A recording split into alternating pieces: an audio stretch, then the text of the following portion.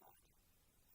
After the year spent in immense worship for our health, the health of our dear ones with the COVID pandemic, so many of us started asking the right questions about health. How to build a lifestyle that brings well-being into our lives. What to eat? How should we sleep? What are the things to look out for? Where are the changes that we require? And who shall be telling us about them? During this entire program, we will be having several webinars where experts from around the world will join us to share wellness practices with us. No matter what age, no matter what problems that we face, there will be something that we can do to make those little changes in our life, giving us an advantage, building our immunity, taking care of ourselves, not just physically, but also mental well-being. Several programs will be produced, several experts will join us. We urge you to please follow these webinars and share them with everyone around you, so that not only you, but your family, your friends, everyone can be healthier, happier. This program celebrates the World Sleep Day. Yes, there is something called the World Sleep Day. Because sleep is such an important part of our life. Health begins with sleep. Long life, longevity, something that all of us will inadvertently look at, begins with right sleep. Do we sleep properly? What is the quality of our sleep? How do we feel after we wake up? What are the factors that affect our sleep cycles? So many questions, so many ideas. We'll be sharing this wonderful platform today. Today Nick comes to us to talk about sleep on Dr. Timmapuram, along with Dr. Shri, who is the director of the Coutinho's Continuous Medical Education Program, joined to celebrate the Sleep Disorder Day. We hope that all of you make the most of it and do all you can to improve your sleep. Sleep. Who wouldn't like to sleep? When sleep is not in place, your consciousness shifts, you become less and less alert. Most accidents noted in the United States. When you find the history behind this person's sleep pattern, you will know he doesn't sleep well. Circadian rhythm is all about how the solar movement affects our physiology. Our system has been trained or conditioned over millions of years, ever since the creation. You have to establish whether I should sleep at 9:30 or 10:30 or 10 o'clock at night and stick to it. For example, those who are working long hours during night time, truck drivers for example, you will notice after a certain age, their health also will start declining if they continue working long hours at night. This is unnatural. Our system follows the circadian rhythm. Now you are working against it. Working against nature has never helped anyone. Without this sleep, you become so irritable, you become angry. And if this continues for more than few days at a time, your immunological system breaks down. You become vulnerable to so many diseases. And if this continues for a longer time, we are becoming more and more vulnerable to diseases like Parkinson, perhaps, Alzheimer, memory loss. Things of that nature can happen. I'm not trying to scare people, but more we sleep, better it is for our health. Respect the circadian rhythm, then our health can improve drastically and our lifespan can also increase drastically. A very, very good evening and namaste from Heartfulness Wellness and Yoga for Unity. Shri Chandra Mission has hosted this very, very special program for the next 100 days. We started on 14th of March and this program is going to continue until 21st of June. It's a very special online event. We have named it Yoga for Unity and Well-being. So this 100-day program, it's a very good opportunity for all of us to re-educate ourselves on various domains of wellness and especially yoga and how do we apply yoga to our daily life. So we have a lot of organizations which have joined hands and expressed their thoughts to take across the well-being to each of their employees. So it's so wonderful to have that feeling that we are going to connect hearts together and connect the well-being of so many people all around the world. So we begin with our very first well-being webinar for everyone. And I welcome one and all who is attending it. And we have three special guests. In fact, we have Coutinho, who is globally known to everyone. He's a holistic lifestyle coach in the field of integrative medicine. He practices world over. I mean, there's not a country which I can say is not there. He is the author of the bestseller book, The Great Indian Diet, and of course, his nutritional capabilities, the capabilities as a coach, and also the talks which he gives are amazing. He continues to inspire us in the field of well-being. So welcome, Luke, to this show and to this webinar. And thank you for having me. Yeah, I'm really glad that you accepted the invitation. Thanks a lot. And yes, we have our very own Dr. Timmapuram, who is an academic hospitalist and an internal medicine specialist in the WellSpan York Hospital. He has made it all the way, of course, virtually from New York. He has a very special interest in research and several articles which are published in medical journals. He is the recipient of the Gold Humanism Award. He's an outstanding teacher of the year and a resident of the year award. He has completed many research projects on heartfulness meditation and its effects in lowering stress levels and burnout, and also sleep. He is a TEDx speaker. So today, my dear friends, we are going to speak on well-being and sleep. Needless to say, we are all as human beings, sleep is very natural to us, but to all the organisms. But it is we who ourselves as human beings deprive ourselves of sleep. So we are here for a very interesting discussion, because most of the problems we face today, needless to say, if we trace the root causes, is the sleep. So coming to you first, Luke, there is a wonderful thing which we have all heard, which is known as a circadian rhythm. Can you tell us a little bit about it, the effects it has on sleep and the health of an individual? Great, thank you. Thank you so much. Thank you for having me part of this platform with, such a privilege to be with Doctor, with you and everyone. My respect to Daji for creating this beautiful movement around the world. Before I even start talking about sleep, I have to take 2 minutes to talk about the fact that whenever I'm in New York, I'm with my patients and they're stressed out, and I just pick up the call.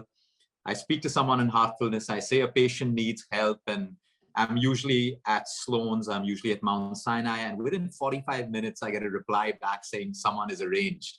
And, that same evening, they have a session of heartfulness, and it's incredible the network that Daji has built across the world with everyone to support it. So full respect. It's added so much of value to lives, and I'm looking forward to seeing Dr. J's research as well, regarding stress and burnout. It's fabulous because to come back directly to your question, sleep is medicine.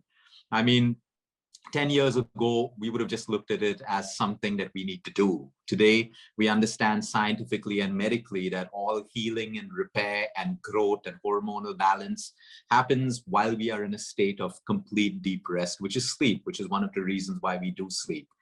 I think the focus on sleep right now has to be absolutely huge, because we can have the best medicine, we can have the best food, we can exercise, but if we're unable to sleep well, and which is why we've been studying the circadian rhythm. It's always existed. It's not our invention. It's been there. Is the circadian rhythm, in short, is the way we respond to light and dark. We have a suprachiasmatic nucleus in the hypothalamus region of our brain, and that responds to light and dark. So when you have sun, you have moon, you have early morning sunlight, you have late evening sunlight, all of this is corresponding and speaking to the suprachiasmatic nucleus that controls hundreds of functions in the human body. So for example, as the sun is setting, Okay, it's giving a signal to the brain to start producing more melatonin. Now, melatonin is a sleep hormone. It's not just a sleep hormone. Today, it has been classified scientifically also as an anti-cancer hormone. Melatonin is not just to put us to sleep, but melatonin is a hormone that roams around your body looking for proliferation of cells in the human body. It is so deep, yet so simple to understand the role of sleep when it comes to every disease that exists today. So melatonin, okay, is connected with the circadian rhythm. So what happens in today's lifestyle? You know, the sun sets, it gets darker, but all our bright lights come on, especially from our gadgets, our iPads, and our phones. I'm not saying we can change this, but we can manage it better. You know, like putting our gadgets off 1 hour before bedtime so that we can actually start, you know, setting that melatonin tone in our body before we sleep. What is the circadian rhythm? They're the laws of nature. We have a rhythm. Our heart beats with a rhythm. Our pulse beats with a rhythm. Our breath, there's a rhythm. Everything working in the body is a rhythm. The circadian rhythm is the rhythm that controls us through nature. So I always try to explain the circadian rhythm with a simple example. You can be the best baker in the world and you've made the best dough for your bread. Okay, it's perfect. And you put it in an oven where the temperature is wrong by even a degree. You have the best dough, but it won't rise because the environment is wrong. The circadian rhythm creates that environment within us. So when I talk about the circadian rhythm, there are a couple of points that we have to look at, and they're really simple. Number one, they don't cost you money. Inexpensive, free, we only need to do it. And healing happens in the circadian rhythm because we've forgotten as human beings that when we heal, we can take medicine, nutrition, but we also have to put ourselves in an environment of healing. You can't take a sick patient and put them in an environment that's going to make them sicker. The environment also has to be conducive to their healing, and that's exactly what the circadian rhythm is. So number one, we must try to eat our meals as close to sunset. It may not be practical for most people. That's okay. Maybe 1 hour within sunset, post sunset, maybe 2 hours. Most of us eat our meals too late. This is a common thing I've noticed even in New York. You know, at 5:30, the Americans, the Europeans are all having their dinner. The restaurants are full, can't get a table. 8, 9, you can't get a table again because a lot of us are eating our meals at that point. We tend to have our meals later. We are not following the circadian rhythm. The earlier we eat our meals, because we need to understand after the sun sets, our digestion also slows down. This is the circadian rhythm. It exists in Ayurveda, it exists in religion, it exists in every form that has taught us wisdom along the years. Eat an earlier meal because post the sun setting, our digestive system slow down. So if you ever remember having a late night meal, how do you feel the next morning? Bloated, indigestion, gas, acidity. You know, you don't feel fresh. That's because we ate at the wrong time. So the first rule of the circadian rhythm is try to have your meal as early as possible, close to sunset. Number two, try to keep your gadgets off 1 hour before bedtime. So you make use of that magic drug called melatonin. Number three, try to keep your sleep time the same for at least most nights. Okay, I want to be practical. We also want a social life. So at least 5 out of 7 nights. Sunday night, Monday, Tuesday, Wednesday, Thursday, Friday, if you can, try to get into bed at the same time, whether it's 9, 9:30, 10, 10:30, 11. I'm not going to cross that because some of the magic of sleep works before midnight for most people. So we want to try to get into bed at the same time. It's a rhythm. Remember we spoke about a rhythm? Okay, everything works clockwork in the body. The circadian rhythm are like 100 different clocks working in the body. Okay, and they work clockwork. Number three, try to wake up before sunrise. This is so important. Of course, people who work night shifts, doctors, pilots, nurses, so many people work night shifts. That's different. Then whatever I'm telling you for the circadian rhythm has to just be flipped on its head. You do the opposite. Okay? Try to wake up before sunrise. And the moment you wake up, do not put your phone on. You don't want to look at artificial light. You don't want to look at blue light.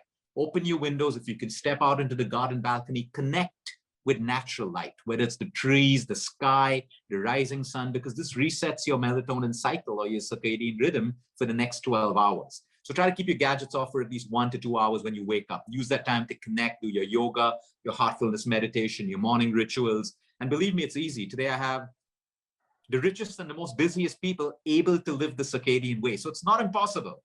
We can find ways to do it. The next rule is your meals. Try to eat your meals at the same time every day.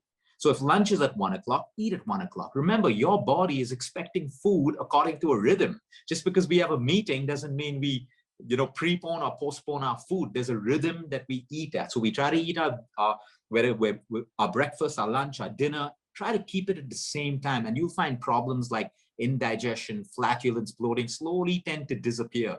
Because again, everything works according to a clock, not the clocks that we set in our daily lives. Like we postpone so many natural things that we're supposed to do. This is the circadian rhythm. I'll throw one more point, your exercise. Try to do your yoga at the same time every day, your meditation at the same time. You can meditate anytime, that's okay. Your workouts at the same time, because everything, your body has a memory, it's remembering everything. And once you put it into that perfect clock, it starts working for you. It starts working for you the right way. So the circadian rhythm is how human beings are supposed to live. Like you'll never find a nocturnal animal out in the day. You won't find them. You won't find a night owl awake a day. You won't find dogs like running around late at night when they should be sleeping. But human beings are the only species who have, kind of pushed the circadian rhythm. And when we move away from the rhythm, we have disharmony. When we have disharmony, you have disharmony at a cellular level, at an emotional level, at a spiritual level, a physical level. And when you come back, like in medical terms, it's homeostasis. Everything's working right. Your heart rate is fine, your BP is fine, everything's in rhythm, homeostasis. We move away from homeostasis, the body finds it difficult, the immune system is compromised, inflammation is compromised. So we're trying to move and live the circadian way to balance it. And for that, sleep is everything. If we can sleep the right way, it is medicine. And everything stems from that. People say, Luke, nutrition is important. It is not as important as sleep. Because if you wake up sleep deprived, you are craving carbs, you are craving sugar, you are craving caffeine. You have a well-rested night, you wake up. Most people don't even feel hungry. They're on natural energy. So this is the circadian rhythm, Dr. Snehal. It is very, very simple. And I'm also going to send you a link. We wrote a book on it. It's free. It's free for the world. We have over, I think, 300,000 downloads already. I'm going to send it to you so you can share it with all your viewers. They can learn. And there are live patients who have gone through that rhythm. And it's unbelievable when you read it. They say my arthritic pain is lesser. Why? They're sleeping better. Inflammation is coming down just on the simplicity of nature. People who couldn't meditate are meditating better when they find themselves living within a rhythm that's aligned to nature. So this is the circadian rhythm. Thank you. That is really very nice to hear that it is simplicity which gets us back to work more and to give us a lot of energy. So being simple and tuned with nature, as our Grandmaster says, Babuji Maharaj, he has written in his 10 universal laws, one of the laws is to be simple and in tune with nature. And this is so much in sync with what you said. Thank you. Now, my second question to you is, of course, we have covered a bit of it in the first one, that how can we eat well to sleep well?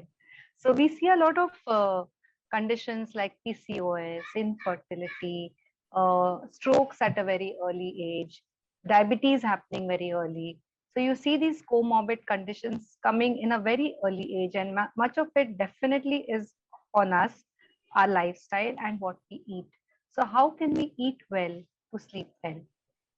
So I think, there are a lot of foods. If you Google today, you'll find like, milk and cherries and foods that contain tryptophan that can help you sleep better.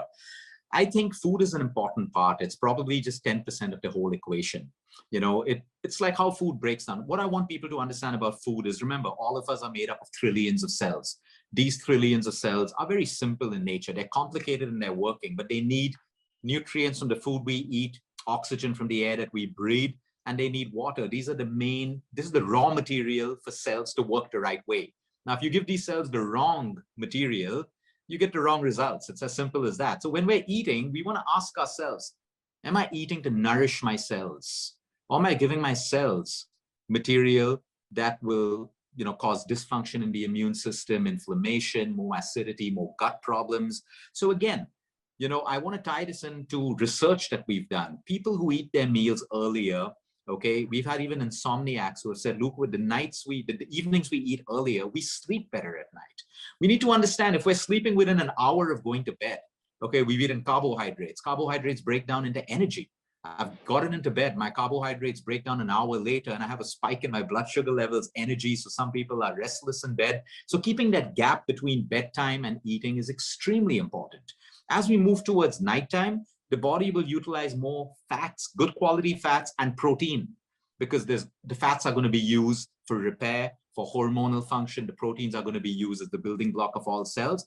We should have carbohydrates. I don't support zero carb diets. I may support low carb for the right reasons, or healthy carbs. So we should have carbs, but I would prefer to get my carbs in towards the earlier part of the day, morning, afternoon, because I need energy to get me through my day. At nighttime, I don't need energy. I'm preparing to sleep. I need more protein and fat.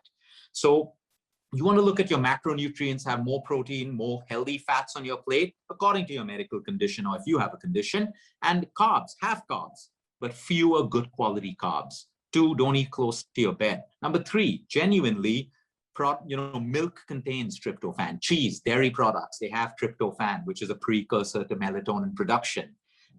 So there are certain foods that can help you, satisfying foods. A lot of people say, I have a cup of hot chocolate, or I have a piece of chocolate and I sleep better at night. Doesn't work for everyone else, because sometimes chocolate is a stimulant. So you see, it's different for everyone. I always say what heartfulness teaches us, to connect with our heart. We should mindfully also listen to our body. Our body is always telling us what to eat at the right time.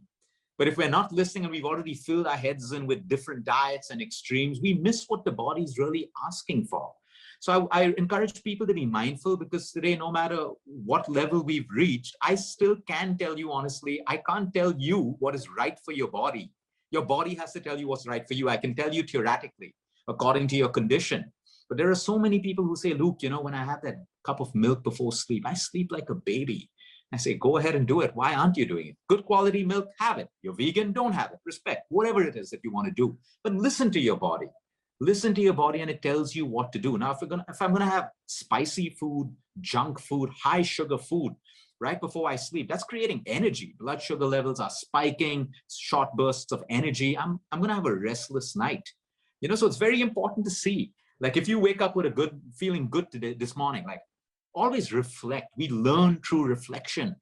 What did I eat last night? What time did I eat last night? Wow, this really works for me. And that's how we start building our own self-care plans when it comes to nutrition, exercise, by reflecting on what works for us. And like I said, you can have the best food, but if you're unable to stop the chatter in your mind or in your heart before sleeping, even that doesn't work. So which is why you got to tie it in with, again, the meditation, what exercise you did that day. It's all integrated. It's everything together that works for a good night of sleep. Wonderful. There's so much in little things in life, and understanding the whole process, what our body needs, how can we be in sync with our mind, body, and heart. I think that is the capsule of energy which we can offer to ourselves. So indeed, sleep is a capsule of energy, as we say. So going on to Dr. Jai, I would like to ask you a very important question. We see so many people around us who are irritable. We have seen so much of a rise in ADHD children. So what effect does sleep have on the behavior of an individual? It may be a child, it may be an adult. Thank you, Dr. Snehal, for having me today. And Luke, thank you so much for this wonderful, wonderful presentation on the essential, sleep as an essential requirement, a good quality sleep as an essential requirement for health and wellness. This is so very well put, Luke. Thank you for that. And to your question, Snehal, I totally agree with Luke that sleep acts as a foundation for our wellness. A good quality sleep acts as a foundation for our wellness and our well-being, right? And this is, it's very interesting to see that when we don't get enough rest for the mind, right? Take an example. Take a night when you have not slept well. In the morning, how are you? How's your emotional state? Not so great, right? It's a matter of common observation that when we don't get enough sleep, we are grumpy. We don't want to interact well with others.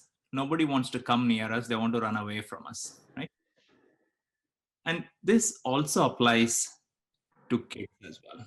Right? Kids don't behave the same way as adults do.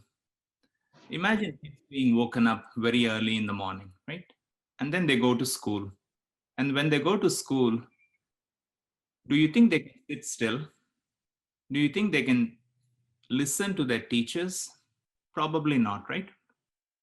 And if kids are not able to sit still, if kids are not able to pay attention, right, guess what happens? They get seen by a pediatrician or someone who is able to counsel.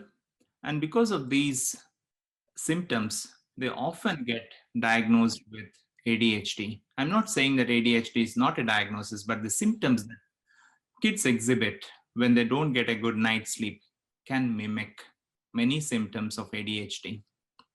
Maybe what that kid actually needs is a good night's sleep. Try and see if you can provide that good night's sleep for that kid, right? The second thing, poor sleep, what it does is it increases our susceptibility to stress and anxiety and emotional states such as anger or frustration. Right? Our ability to tolerate, our ability to put up with the environment goes down. Our ability to be in harmony with the environment goes down. And there is a very good science behind it. Just like how all the cells produce metabolic waste products, in a similar way, our brain also produces metabolic waste products, right? And when these metabolic waste products are there, they need to be cleaned out. The brain has a system, it's called lymphatic system, very similar to the lymphatic system, but the brain doesn't have lymphatic system. They call it the glymphatic system, right? When we go to sleep at night, when the brain waves slow down as we get into the deeper stages of sleep, when we get into this deepest stage of sleep, something magical happens. The fluid around the brain, the cerebrospinal fluid, actually flows through this lymphatic system, clears up all the toxins that are built up during the daytime. Have you ever felt that when you woke up in the morning, you're seeing as if you're looking through fog? That lack of clarity that we have when we don't have a good night's sleep? Maybe the brain hasn't had a good rest. Maybe it hasn't been cleaned up, right? There was a very nice paper that was recently published in 2019 that talks about it. And if we are able to provide that deep state of rest for the mind, for the brain, then in the morning, when the brain is all cleared up, we're able to function better. And when we are able to function better, we're able to interact with others better. Harmony and relationships tend to improve. It is very interesting to see that the practices of meditation can also lead to this very similar benefits, where as the brain starts to slow down, it is possible that the brain can also be cleaned up because of these practices. And that's probably why sometimes after a deep meditative session, we feel absolutely refreshed and relaxed and ready to face the day. Right? Behavior and sleep are very well connected. Perhaps one of the best remedies to improve our behavior is to have a good night's sleep. There is another aspect of behavior that comes into picture. We have recently conducted a study on loneliness. Wow. Loneliness is one of the epidemics that the world is facing right now, right? It's not about the number of people that we are connected with. It is about the depth of that connection and the meaningfulness of that connection, right? We can be surrounded by 100 people, but if we don't have the depth of connection and if we don't find that meaning of that connection, right, we still feel lonely. And when we conducted a study using heartfulness meditation for 4 weeks, when we offered this practice for about 4 weeks, we found out that as their sleep improved, their loneliness also improved. It is fascinating to see that. So with regards to behavior, I would like to say that simple strategies that Luke had mentioned, they do work very well. So if you are interested in trying these out, see if you are able to improve the simple element of your life, that is sleep. You improve that foundation, the rest of things will fall in place. Thank you. That there is so much truth in what you said, Dr. Jay, because I look at special children who come to me, and 60% of the population nowadays, especially in the post-COVID phase, who are coming to me are sort of diagnosed. sort of diagnosed as autism and ADHD, but I can see what the truth in what you're saying. And when I go through their histories, most of them have a very disturbed sleep pattern. So sleep not only helps us to connect with ourselves and others, I think it also regulates our behavior well. It is so essential that we all follow this pattern, because the moment I ask the parents, why is the kid not sleeping? It's very naturally said that the father comes in late, or the father is busy playing with the child until 1 o'clock in the night. So it is what we are doing with our lifestyles is very much reflected in the generations to come. And I think sleep is one of the simple answers to a lot of problems which we are facing as human beings today. So coming to my second question to you, Dr. Jay, is can you elaborate on, you were talking about research which you have conducted on heartfulness practices. So can you elaborate on how these practices establish a healthy sleep routine and rhythm? I think it's a need for of the day for all of us to understand or adapt simple practices. The moment you tell something very elaborate, people say, oh, I don't have the time so much. So can you elaborate simple practices which we can take back home and practice so that we can sleep well? Sure, Snehal.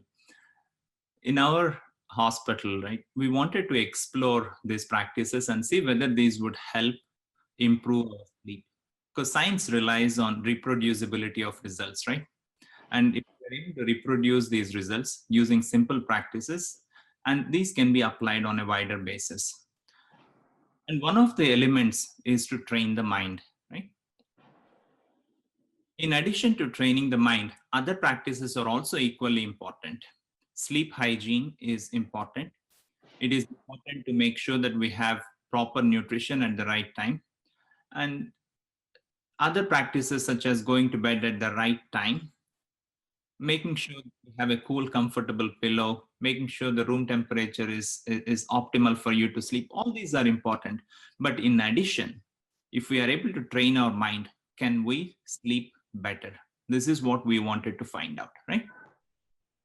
So very first study that we conducted was on stress and burnout.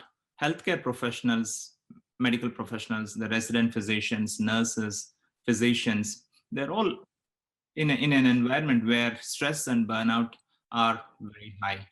And in fact, there is no human being on this planet who is not affected by stress and burnout, if I want to generalize, right? But we wanted to see if a 12-week practice of heartfulness helps with stress and burnout. And in that study, we also measured an element on sleep, right?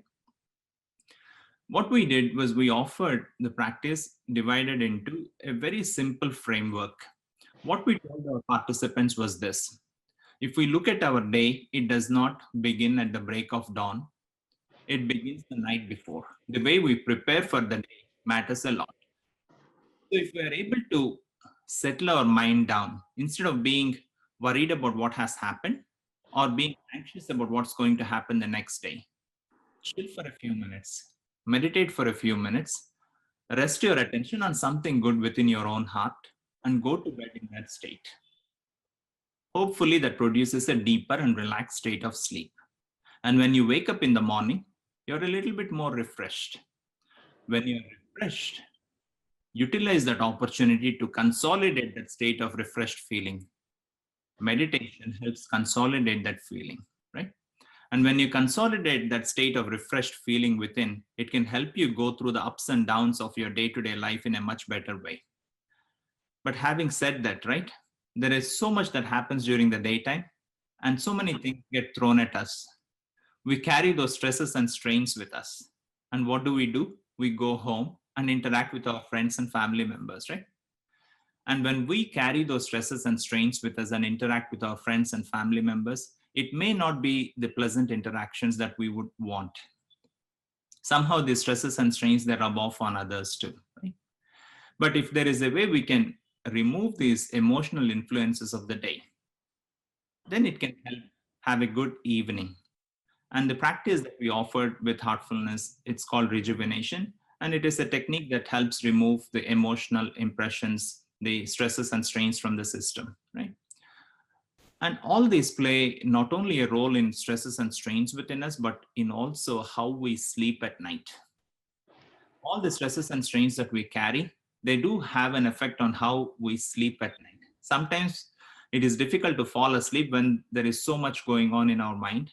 And sometimes we fall asleep, but we wake up in the middle of the night, not even knowing what woke us up at night. Right? Sleep is a very good office assistant. It keeps a record of all the emotional files that we have gone through during the daytime. Right?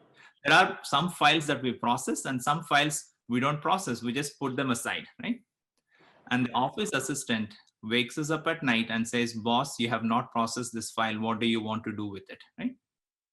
So try and see if these meditative practices, especially the heartfulness meditation practice that I am familiar with, helps us process these emotional files in a much better way.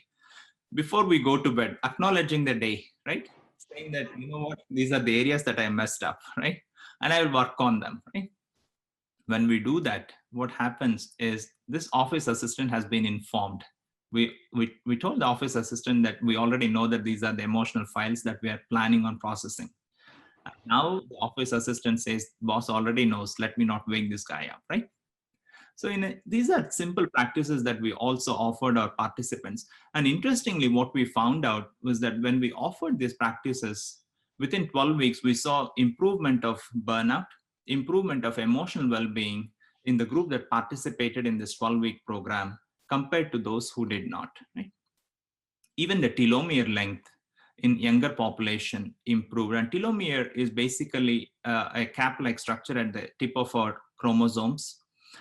The longer it is, it reflects a healthier lifestyle. The shorter it is, maybe not so. And we found that in a younger subset of population, the telomere length also improved. And this tells us that this is not just a subjective feeling. There is something objective that happens within the body, within our physiology, that is helpful for the whole system. Right? And the second study that we did was exclusively on sleep. Chronic insomnia. Imagine not being able to sleep for at least 3 nights a week, and this goes on for months and years. We call it chronic insomnia. We offered this practice for 8 weeks, and we saw that the insomnia scores of our patients dropped from a mean score of 20.9 to a score of 10.4, more than 10-point drop. And interestingly, the stories that they shared were very, very fascinating. Some of them said, Dr. Jay, we were only able to sleep for 4 hours before. Now we are able to sleep for 7 hours, 8 hours, because of which our dreams have come back. Something that I did not know before. As their sleep duration and quality improved, they started processing dreams much better. So to me, it was very interesting to see that in our patients, right? The third study that we did was we offered 1 week of heartfulness meditation practice to our resident physicians to see how long it takes for them to fall asleep. What is the impact on quality of sleep? What is the impact on their restfulness, right? We gave them actigraphy watches that monitored their sleep. And we also gave them a sleep diary to record their sleep, right? 1 week, they went through without meditative practices and recorded everything. And when they came back to the same rotation, they went through heartfulness meditation practice, and we recorded their parameters, right? We saw that their onset of sleep came down from around an average of around 21 minutes to an average of around 14.5 minutes. So they slept much faster. The quality of sleep improved, the restfulness improved, and the comments that we received were very favorable. So these are certain things that we did in our healthcare system to see the effect of these practices. And loneliness, as I mentioned earlier on, is something that I strongly feel is connected with the amount of rest that we get to our brains, our minds, and our systems, right? Physical rest is good, but when I'm emotionally exhausted, right, I need that rest for the mind.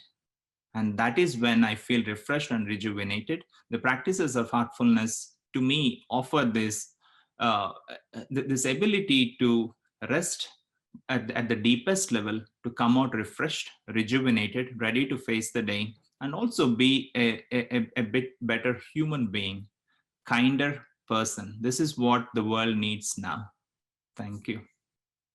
That was so wonderful, Dr. Jay. We have learned a lot from you today. And when I look and reflect back at the couples who come to us for these programs to heartfulness for infertility, I think I can now relate what you're saying. There's a lot of baggage which we all carry. And if what we do at night before going to bed and say, this is my baggage, let's just remove it and prayerfully offer it to the divine and just do our rejuvenation, I think, as you said, we will be able to live a better and a very happy life, every single one of us. I think both of you have been very good and wonderfully sharing your experiences. I wish we can go on for a longer session, but yes, with the constraints of time, I think we have done a wonderful job. We should get together and have a good symposium on sleep sometime later, which I look forward to. And I would definitely welcome you all to Kanha, because Kanha is a place where all of us have to visit sometime, because it's a place where you can just stay and relax, rejuvenate, and re-energize yourself. So thank you. Thanks for being with us. Thank you so much, Sneha. And Doctor, thank you so much. I mean, I'm going to look differently at insomnia now with that massive research you shared. You know, a lot of our cancer patients go through heartfulness, you know, teachers teach them. I'm going to try this with insomnia as well. And the loneliness part that you explained was just fantastic. I can relate to everything you said with our patients who are going through that. So I think what a platform. I've learned something today, which I can apply almost immediately with so many people. Thank you so much, Doctor. And Sneha, as always, it's a pleasure. Thank you. Thank you. I really appreciate what you shared. It's an honor to be with you and share this platform with you. Thank you. Wise. Thank you. Thank you, everyone.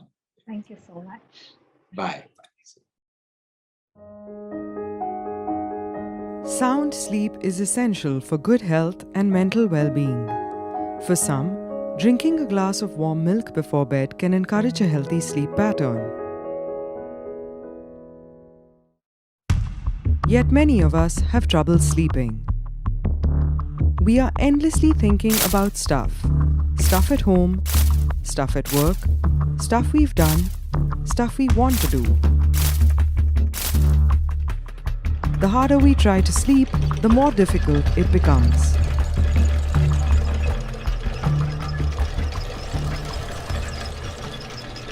Before reaching for the pills, try this very simple mental exercise.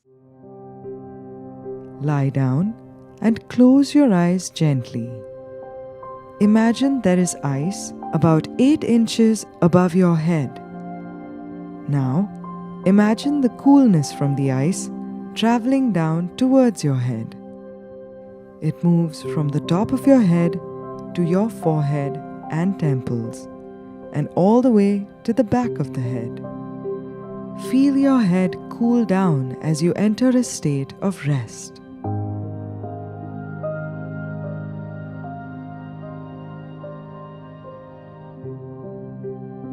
Continue with this till you fall asleep.